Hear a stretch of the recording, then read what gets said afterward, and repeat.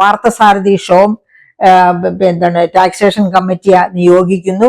ആ കമ്മിറ്റി പഠിച്ച് റിപ്പോർട്ട് സമർപ്പിക്കുന്നു. ആ കമ്മിറ്റി പഠിച്ച് റിപ്പോർട്ട് സമർപ്പിച്ചതിനും ശേഷം എംപവേർഡ് കമ്മിറ്റിയെ, അതായത് ഈ GSTയിലേക്ക് പിന്മാറുന്നതിന് വേണ്ടി ഒരു എംപവേർഡ് കമ്മിറ്റിയെ പാർലമെന്റ് അപ്പോയിന്റ് ചെയ്യുന്നു. ആ എംപവേർഡ് കമ്മിറ്റിയിൽ നിന്ന് അതിനും ശേഷമാണ് ഒരുപാട് മുമ്പോട്ട് പോയി. ആ മുമ്പോട്ട് പോകലിനും ശേഷമാണ് GST കൗൺസിൽ കോൺസ്റ്റിറ്റ്യൂട്ട് ചെയ്യുന്നത്. GST കൗൺസിലിൽ ആരൊക്കെയാണ് മെമ്പേഴ്സ് ആയിട്ടുള്ളത്? ഓരോ സംസ്ഥാനത്തിന്റെയും ധനമന്ത്രിമാർ GST കൗൺസിലിൽ മെമ്പറാണ്.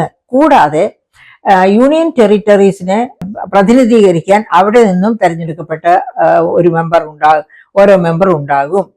കൂടാതെ നമ്മുടെ രാജ്യത്തിന്റെ ധനകാര്യമന്ത്രിയുടെ ഡെപ്യൂട്ടി, ഇത്രയും പേരാണ് GST കൗൺസിലിൽ വരിക.